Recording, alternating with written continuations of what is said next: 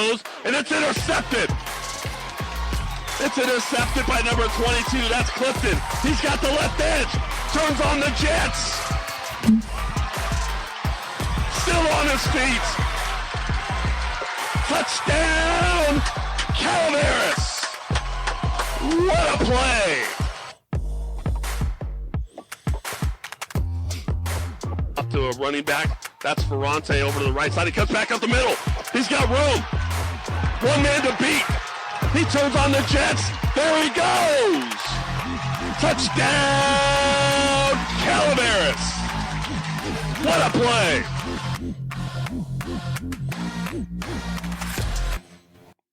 Welcome, everyone, and thank you for tuning in to Let's Talk Football with Coach Val. I'm your host, Gil Valtierra, the voice of Calaveras football. It's Friday night, game night. Your Calaveras Redhawks are on the road for round one of the CIF Joaquin section playoffs at Wheatland High School in Wheatland, California. My guest is none other than head varsity football coach at Calaveras High, Coach Manny Mosa.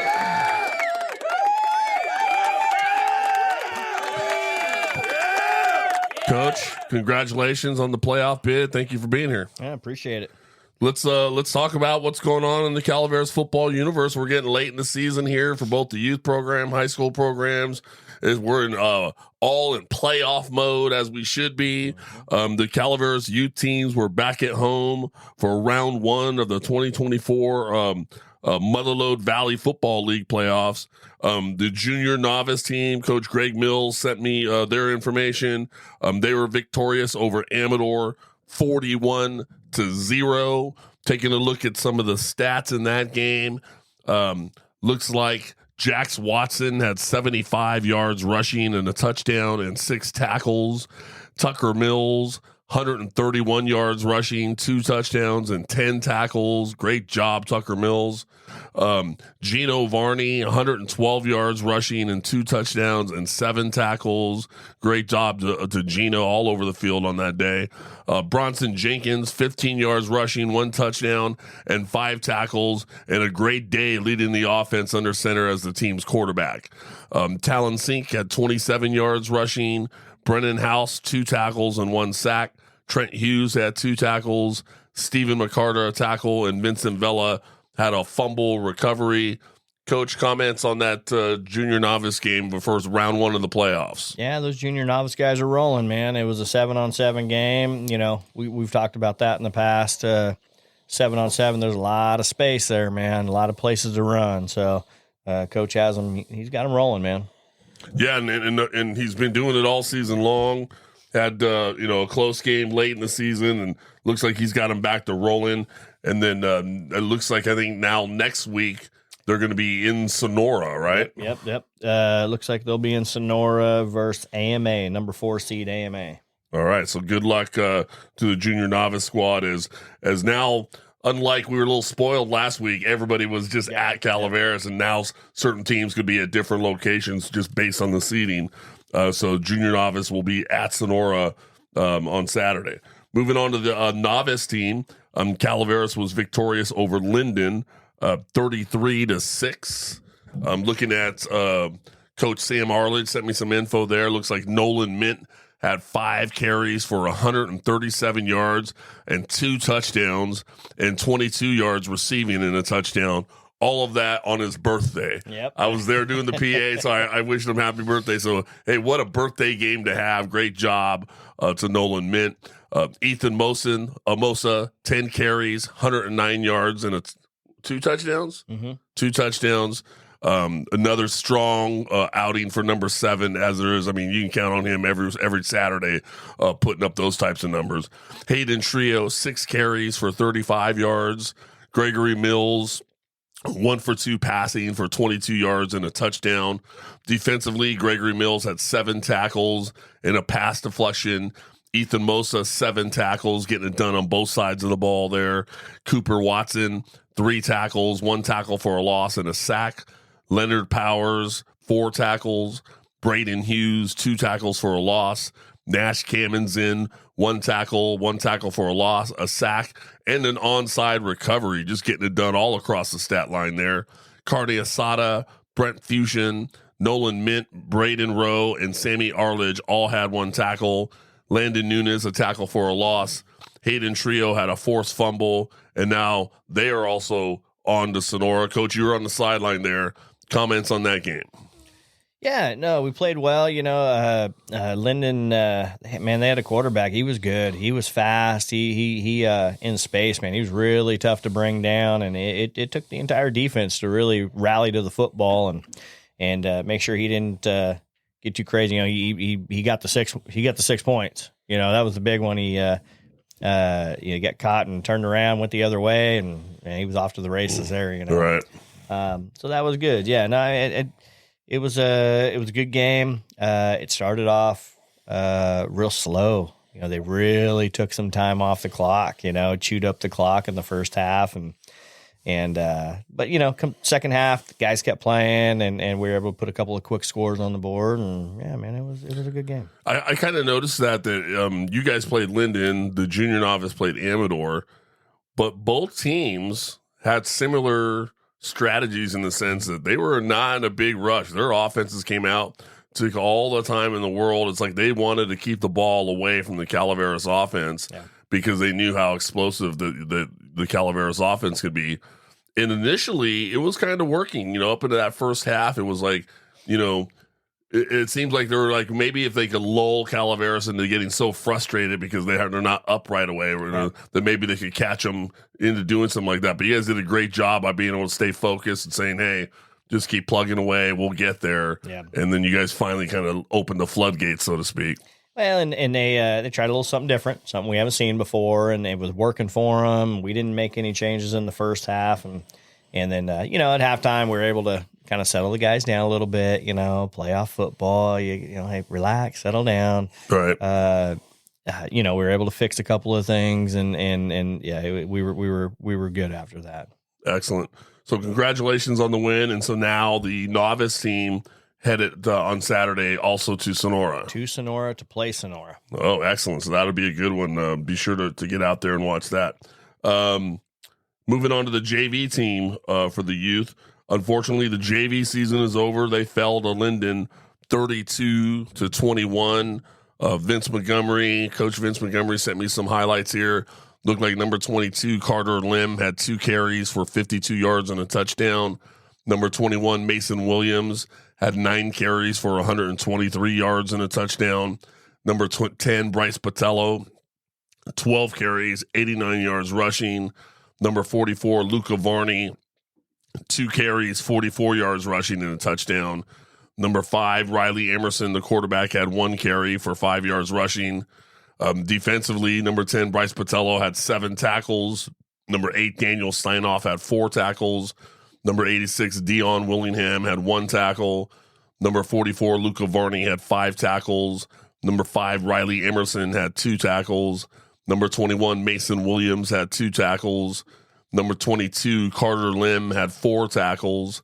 Number 42, Gannon Lefebvre, had 1 tackle. Number 81, Waylon Hill, had a tackle. And number 91, Russell Miller, had a tackle. And the final score, again, Linden 32, Calaveras 21. So that ends the season for the JV team there. Coach, comments on that game? Hey, our JV team, the Calaveras JV team, they played tough. That was a good Linden team. They had a running back that was very good. The score during the season was a lot worse than that. And I felt like our JV players continue to fight. They continue to play, and I mean, when you're losing, man, and you still continue to play and continue to fight, man, that says a lot. Those are good signs. Yeah, those are absolutely good signs. And just looking at, I mean, it's kind of the epitome of how their season went. Their season started off tough. They played some really good teams, suffered a couple losses. They battled through that, went on a couple game winning streak there, got themselves into the playoffs. Yeah. And so it's just kind of, but when you look at those stat lines, I look at those names, I've seen a lot of those guys. There's a lot of positive things going on with that team and with those players. And so good positive things as those guys move up to the varsity youth team, and especially in the next few years for the high school with a lot of these guys coming up. Yeah, exactly. All right, so moving on to the varsity youth program. The varsity team, Coach Troy Paulson sent me some info. They were victorious over Amador 33-0 in round one of the playoffs there. Looks like offensively, Matthew Timewell had an 80-yard punt return for a touchdown, and then he followed that with a 70-yard kickoff return for a touchdown. That young man is something special when he gets the ball in his hands, especially on special teams. He's shown it all season long. David Devich threw a 55-yard pass to Gavin Emerson. What a beauty. Devich finished the drive by connecting with Timewell for a 17-yard touchdown pass, and Austin Locke had a 15-yard touchdown and also another 16-yard touchdown as well. So great win for Coach Paulson and that varsity team. They'll be moving on next week as well. Comments on that game, Coach? Yeah, they'll be moving on playing Escalon at Sonora. So all three Calaveras teams will be at Sonora. Yeah, I mean they're playing very well. Very very diverse with what they're running right now. A lot of throws, a lot of balls in the air. They're running the ball, a little power run, some sweep. I mean, I like what they're doing, man. And play really tough football. They do play hard nosed football. Number 44, Titan Grant, Titan boy, man. That guy. Every time they get down to whether it's the extra point near the end zone or any short yardage situation, they'll put him back into the backfield, and everybody there knows, Big 44 is going to get it, but they can't stop it. Big, strong kid. Yep, no, he's a big, strong kid. And you know what? He's I really like watching him block. He is exactly what you want offensively, O-line coach, offensive coordinator. You want that guy that's going to block to the whistle, and he does. He blocks right to the whistle, and at times he's really dominant. Right. And the refs, they want to throw that flag because, it looked a little bad, but right. I think he does it the way you're supposed to do it. Right. Honestly, and I like watching him play. Well, yeah. He's a lot of fun to watch. That's definitely. So moving on to the high school, Coach Tapia's junior varsity team at the high school was victorious 34-0 over Bret Hart. So congratulations to that junior varsity squad for beating our crosstown rival over there in Angels Camp, Bret Hart. The Calaveras high school varsity team also played Bret Hart. They were victorious 55-0 against Bret Hart. Stats in that game. The quarterback, Cohen Curran, was 4 for 5 for 84 yards passing and 2 touchdowns, 1 carry for 1 yard rushing. Ortega had 1 catch for 18 yards receiving and a touchdown. Ferrante had 1 catch for 45 yards receiving, also carried the ball 7 times for 68 yards and a rushing touchdown. Ryan Clifton had 2 carries for 22 rushing yards and 2 touchdowns. Paulson, 4 carries, 35 yards rushing. Monzo, 1 for 6 yards receiving. That was for a touchdown. Bowerson, 1 catch for 15 yards receiving. Bowerson? Isn't he your quick tackle? Yeah, we had a special play going on for him. You made that young man's dreams come true. and all he was thinking was, I'm going to get a touchdown. But the very fact that he caught one, that was awesome. Ellis, 3 for 24 yards rushing. Smith, 1 for 14 yards rushing and a touchdown. Ramos, 2 for 28 yards rushing and a touchdown. Hernandez, 3 for 33 yards rushing. Reed, 1 for 12 yards rushing. Ray, 4 for 45 yards rushing and a touchdown.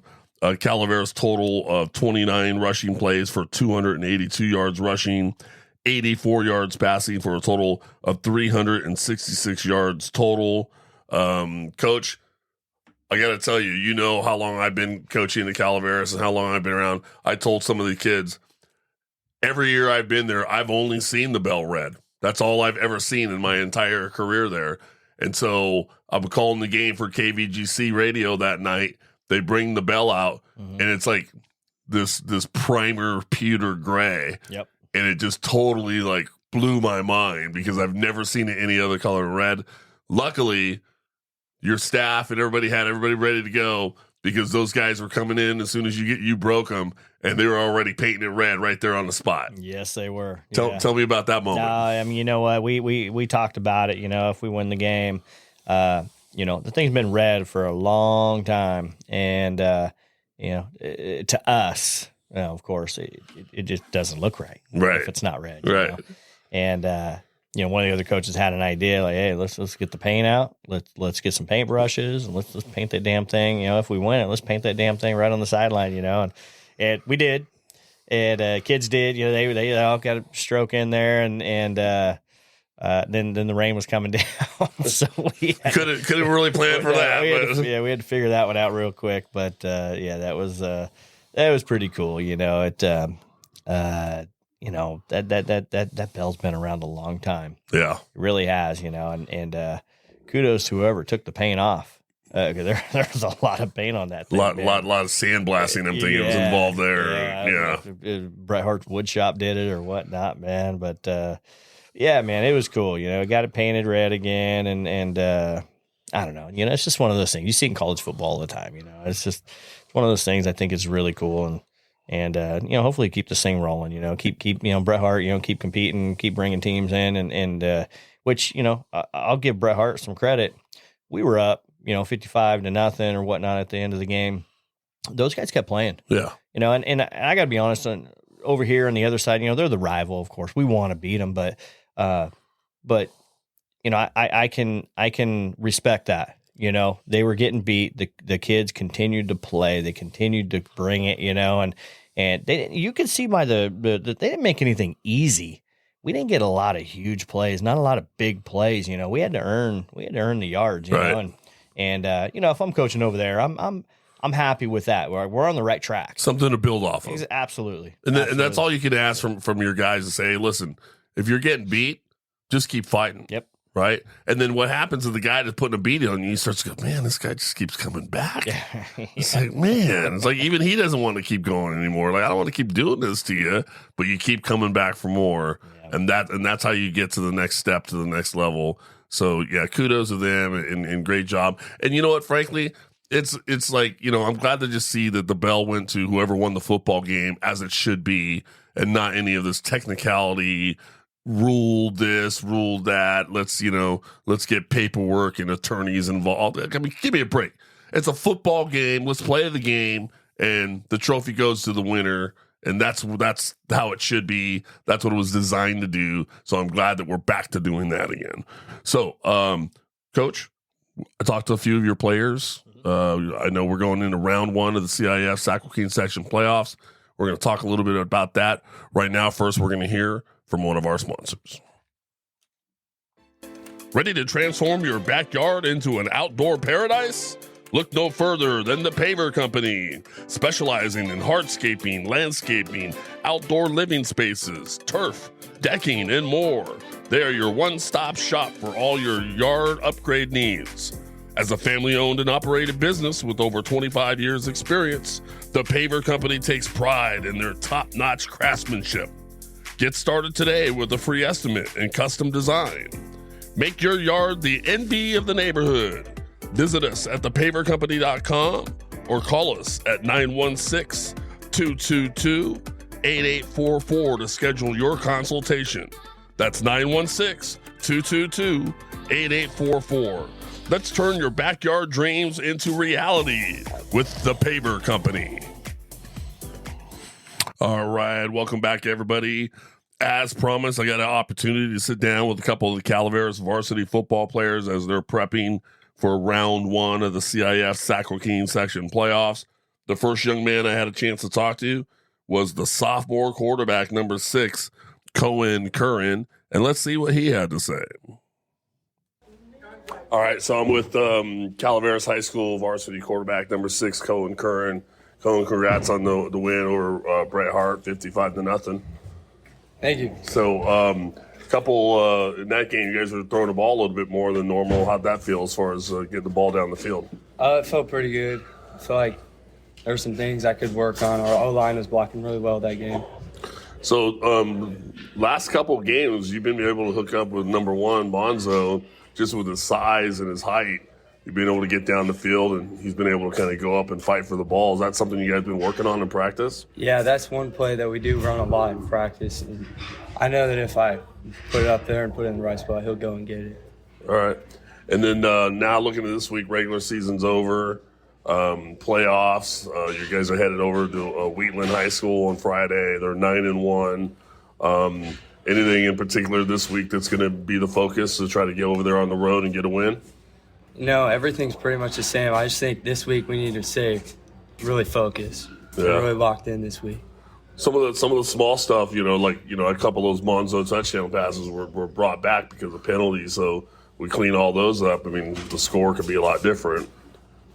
Yeah, there's just, like you said, things we can clean up, things we can clean up, and like stuff we need to focus in on more this week because it's a big week. I mean, it's win or go home. So. Right.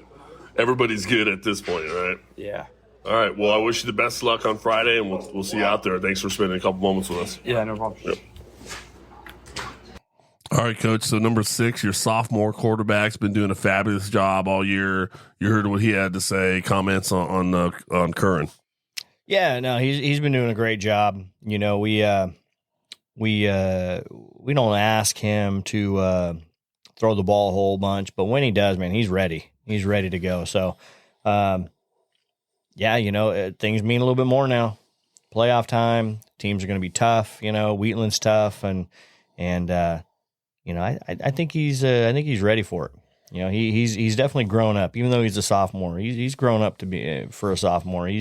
He's not afraid of the lights. Yeah, he doesn't look at all like that he's playing somewhere where it's like, oh man, I don't know if I can handle this. He doesn't look like that at all. No, the game's not fast for him, honestly. Here, you know how it is when you're young. Sometimes the game's real fast. Yeah, and it's not like that with him. He's got a lot of good experience, a lot of good guys around him too. That really helps out. Yeah. Well, let's hear from one of those guys. Number 1, Josh Monza, who's a big, tall receiver, lines up at that X. Curran's been able to find him down the field and connect to him on some deep passes. Let's see what Josh had to say. All right, so I'm with number 1, Josh Monza. Josh, congrats on the win over Bret Hart. How'd that feel to be able to get that belt back and paint it red? It feels good. I mean, it was a spoof year when they quote unquote got it back. So it's just nice to claim it back again. I'll tell you what, all the years I've coached here, I've never seen it any other color but red. So when I saw all in that primer, it kind of freaked me out a little bit. So good job getting it back red again. Man, if you didn't have bad luck, you'd have no luck at all when it comes to these last couple touchdown passes you'd receive. There's the flag on the play. What are you guys doing this week to try to clean that up to make sure that doesn't happen in the playoffs?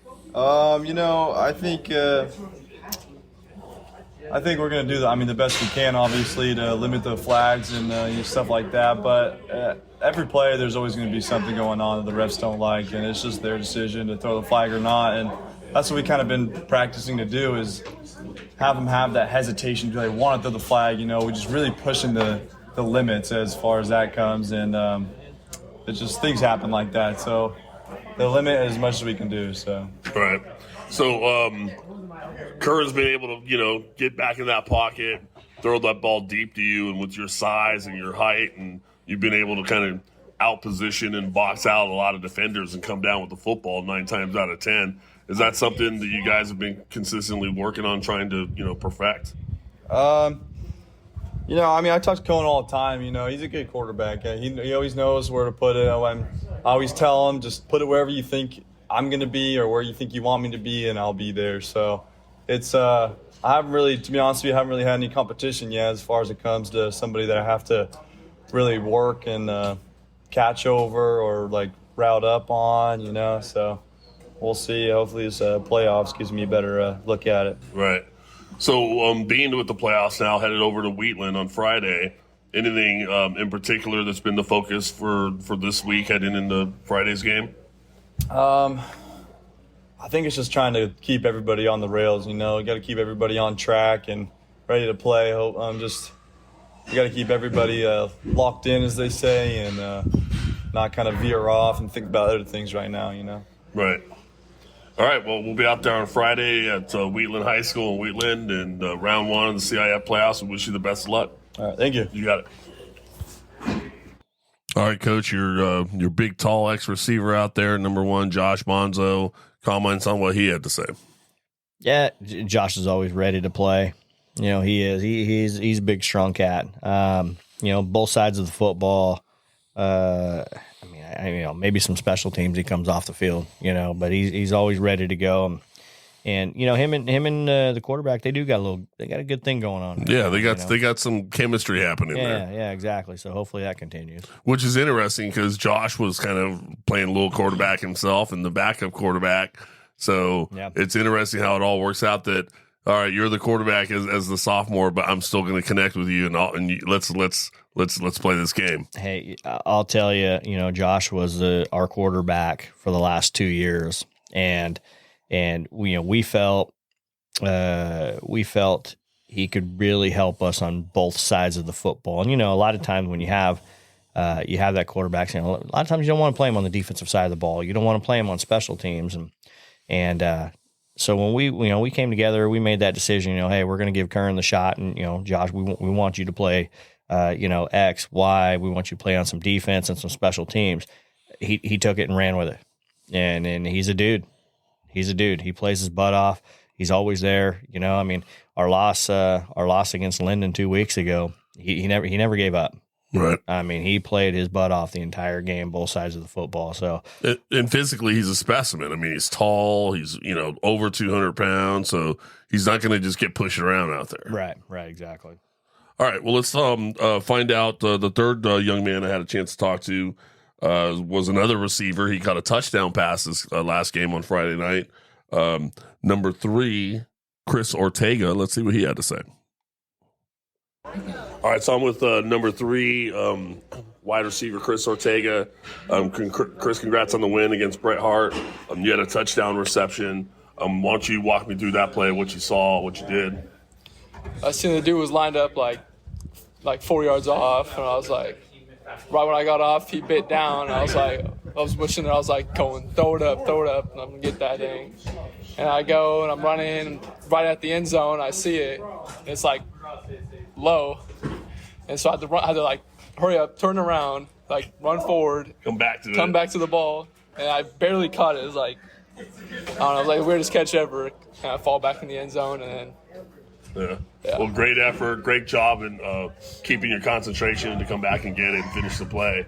Tell me a little bit about, this passing game of Calaveras has been, catching fire these past couple of weeks with Curran getting the ball to Monzo, getting the ball to you. Is that something that you three have been kind of working on in practice to kind of get better? Yeah, we've been throwing the ball a lot more in practice, been keeping talk with QB, make sure we have that bond and connection together and passing in practice. Hopefully it comes into the games. Right. So now round 1 CIF, Joaquin section playoffs. You guys are on the road, Wheatland High School.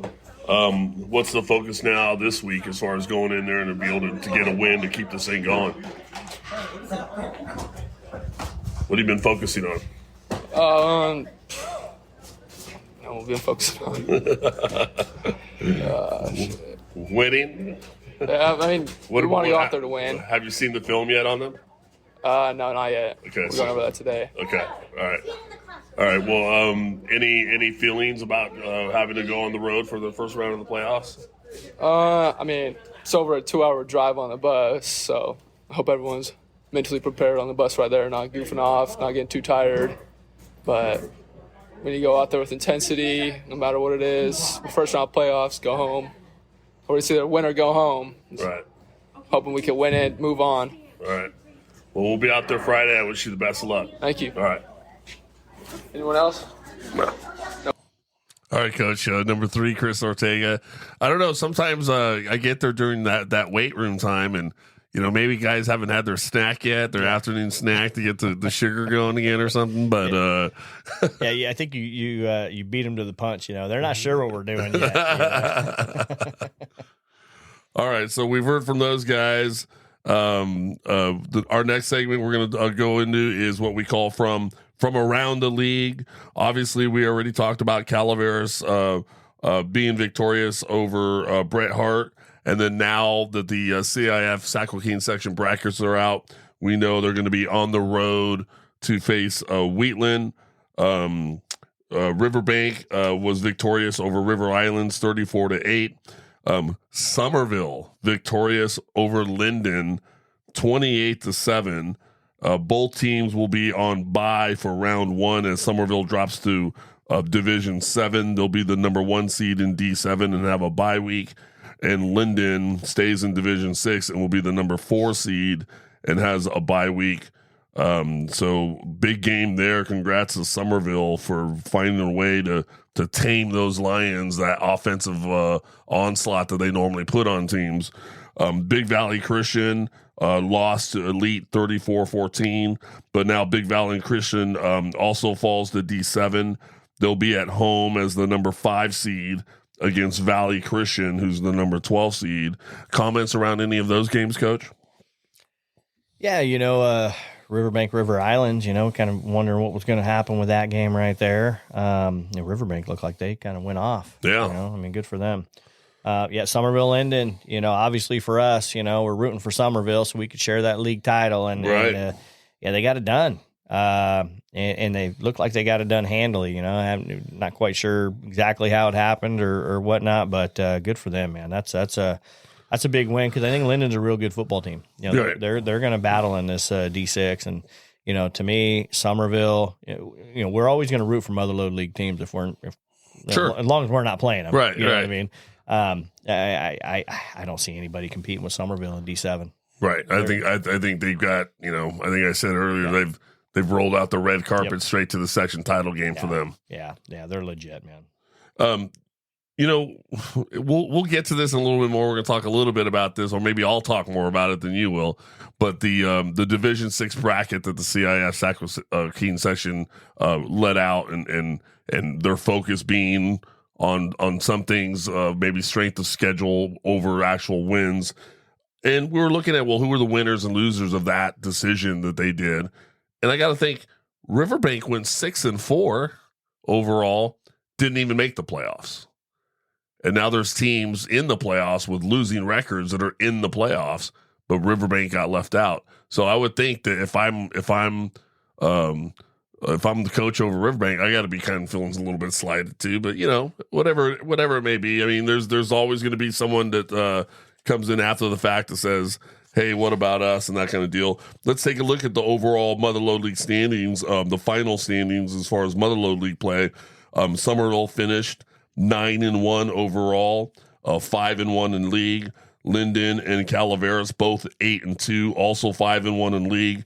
And as Coach, you mentioned, it created a tie, a 3-way tie for the Mother Lode League championship. Calaveras did it back in 2019 with Amador and Sonora, and then now this year they did it again with Somerville and Linden. So all three will share in the Mother Lode League title. All three at 5-1. Big Valley Christian 5-5 overall, 3-3 in league. Riverbank 6-4, 2-4 in league, and River Islands 2-8, 1-5 in league, and then Bret Hart 0-9, 0-6 in league. Any comments around those final Mother Lode League standings? No, I mean, share of the title. I mean, obviously, when we went into this season, we want to win it outright, and that Sure. didn't happen. But a share is the next best thing, I guess. But yeah, I a couple things. Somerville, great football team. Linden, good football team. Big Valley, I think they're going to continue to get better. I think so too. And they gave us a run for the money there. I know they put some points against Somerville as well. They're going to continue to get better. So we got to definitely take a look and watch out for those guys. Yeah, I think Coach Lima's got them on the right track, and so I agree with you there. Of course, I want to always thank Guy Dossie, the sports editor of the Calaveras Enterprise, and the CalaverasEnterprise.com for all the statistics. That's where I get them from. If you're not signed up, you should be, especially if you're a Calaveras faithful, because that's where you're going to get all the latest and greatest at the CalaverasEnterprise.com. Other games around the area. Last week, the season, you're going crosstown rivals just like Calaveras and Bret Hart. Amador and Argonaut went over in Amador County. Amador had their way with Argonaut 41-0. Tonight, both teams do not make the playoffs, so they're done for the season. But Amador having their way 41-0 in that game. Sonora beat Richmond Christian 42-21. Tonight, Sonora is on a bye as they are the number 3 seed in Division 6. When we come back, we'll talk about this week in practice and keys to this round 1 game against Wheatland. But first, we're going to hear from another word from our sponsor. MRM Stone has over 1,000 natural stone selections, fabrication services, and delivery available. With over 60 years of natural stone sales experience, we stock and sell natural stone thin veneer, flagstone, boulders, pavers, retaining wall block, structural block, cobble, pea gravel, mulch, and the tools necessary to complete your project. Our inside and outside sales staff is eager to help with your landscape or masonry project. Stop on by 2173 Highway 12 in Valley Springs, or go to mrmstone.com or give us a call 209-763-5761. That's 209-763-5761. MRM Stone, your masonry and landscape stone supplier. Treats General Store in San Andreas, California is a proud sponsor of Calaveras football and the Let's Talk Football with Coach Val podcast. Treats General Store has everything you need from groceries, meat, liquors, and hardware. Treats General Store since 1852.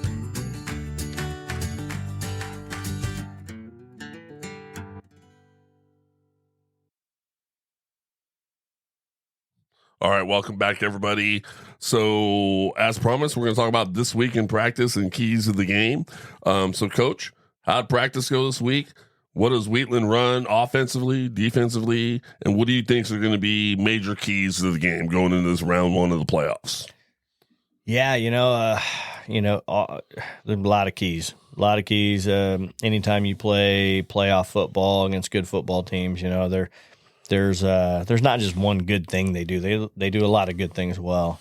For us this week, we kind of went back to fundamentals. We got to be able to block better. We got to be able to tackle better. No matter what front we see offensively, we got to be able to block it. No matter what formation we see defensively, we got to be able to line up correctly, and we got to be able to read our keys. Play the pass, play the run, come up, make tackles, take on blockers, things like that. So, you get to the end of the year and there's just so many things you already have going and so many things you have in, and you kind of have an idea of what you're good at and what you need a little bit of work at. I think a lot of times, man, you just got to focus. You gotta settle down, and you just got to play your style of football. Just getting back to fundamentals, and don't let the some of the hype get the best of you, and just get back to doing what you do. Do what you do that got you there, right? Right, exactly. What is, as far as offensively, Wheatland, are they a spread team, a wing T team? Are they what's their? They have something, or are they just kind of all over the place? Yeah, what don't they run? Oh wow, honestly, yeah, okay. They run some wing T stuff. They run some power stuff. They spread you out. They can go shotgun. They can chuck it. They can throw it. They can run some sweep. Some fly sweep stuff. So what don't they run? They run a lot of stuff, and they run it all well. That's the other thing. They run it well. Their O-line's very good. They're big. They get off the football. Running backs are good.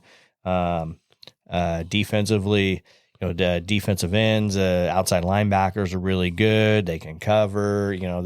From what we've seen, they've played against almost any formation you can line up in, I just think they're just this overall solid team. They're 9-1, right? 9-1. They have one loss. They won the PVL league there, so. It's a good team. At this point, you're in the playoffs. You face good teams. Mm-hmm. That's why they're in the playoffs. Exactly. So the PVL Pioneer Valley League, 9-1. You mentioned, we're kind of all over the place and running different sets of different stuffs offensively.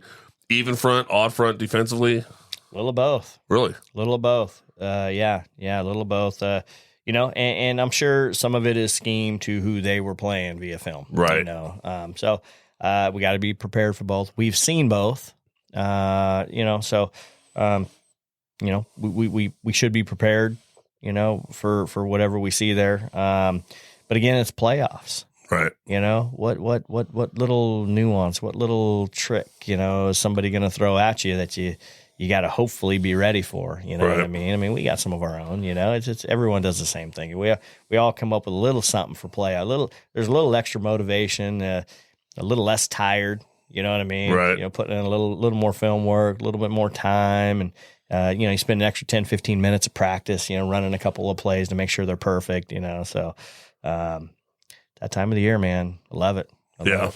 So, besides the X's and O's, obviously you're preparing all week, getting your guys prepared for the X's and O's, making sure you guys are fundamentally sound to prepare for this game. Mm-hmm. Talk to me about logistics. Now, being on the road, Wheatland is not around the corner. Yeah. A couple-hour drive just one way.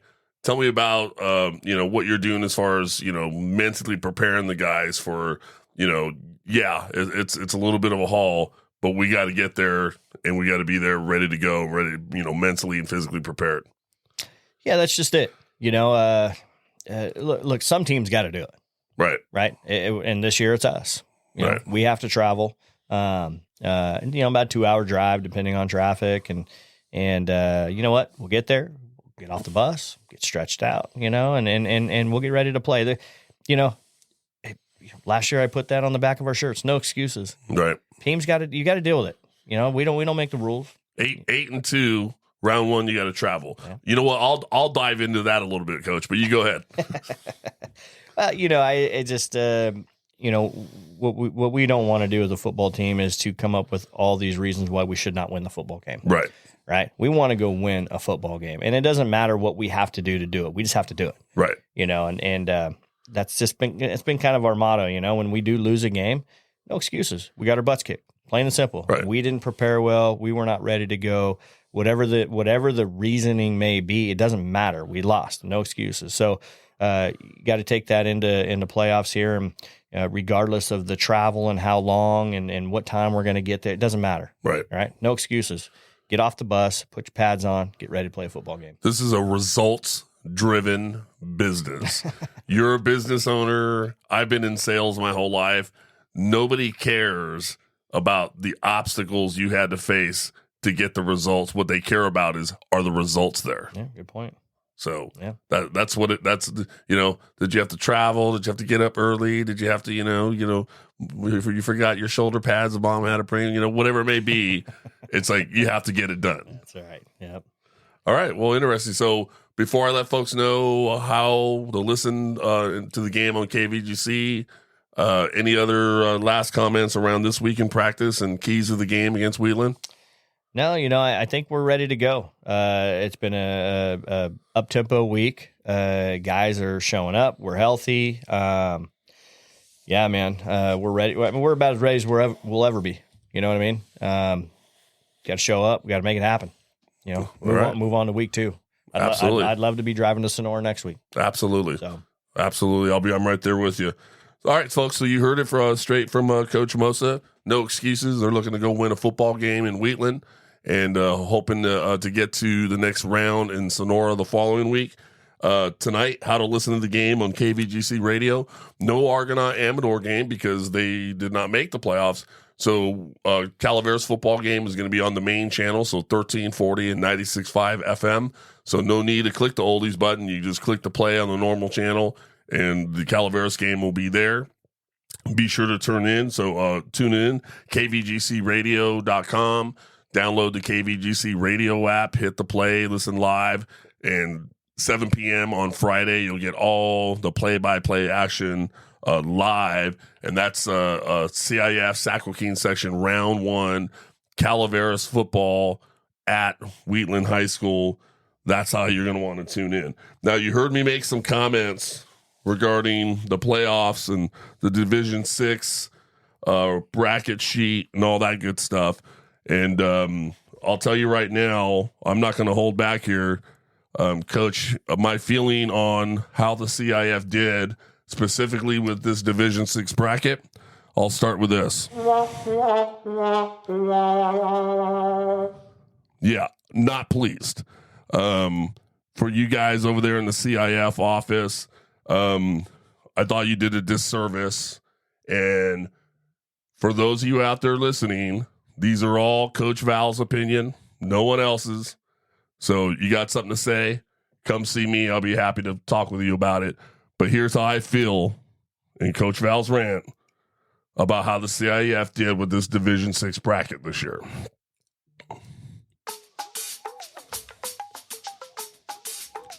Two losing records at 4-6 are seated higher than Calaveras, who was 8-2. Calaveras was seated at number 11. Two other teams seated 8 and 10 had lesser records. Dumb. Number 5, Orostimba, was 6-4. Calaveras 8-2. They're number 11. Orostimba gets a home playoff game. Calaveras has a 2-hour drive on the road. Dumb. Of the 10 teams seated higher than Calaveras, 7 of them had either the same record or worse record than Calaveras. 4 of them had worse records than 8-2. 3 of them had the same record, 8-2. The 4 worst records, 2 teams were 4-6, 1 was 6-4, and 1 was 7-3. Dumb. The CIF sent a message with this Division 6 bracket that actually wins on the football field doesn't matter. Their subjective beliefs on what schools or what leagues are better based on analytics on paper now hold more weight than the actual performance on the field. Dumb. Actual wins on the field have been watered down by the CIF actuarial nerds who unilaterally have dictated what wins are better than others. Dumb. 4-6, a losing record, gets you a home game, while 3 8-2 teams are on the road. Dumb. Listen, as an old football coach, the kids on the field and their performance in that game is what should dictate what happens. Not some statistician who's never touched a football in his life dictating what should happen to these teams. CIF, get it right. You laid an egg on this one.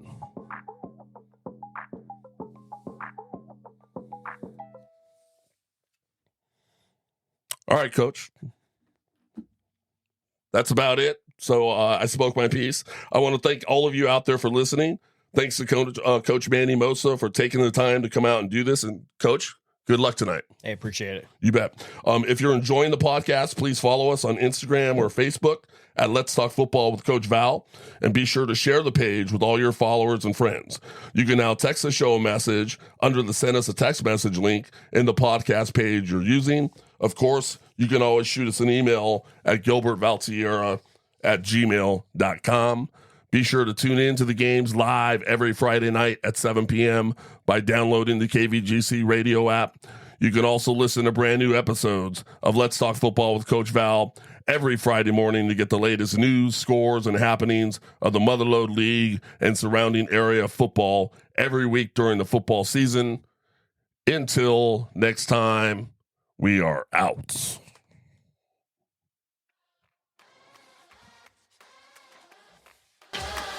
And it's intercepted. It's intercepted by number 22. That's Clifton. He's got the left edge. Turns on the Jets. Still on his feet. Touchdown, Calaveras. What a play. Up to a running back. That's Ferrante over to the right side. He cuts back up the middle. He's got room. One man to beat. He turns on the Jets. There he goes. Touchdown, Calaveras. What a play.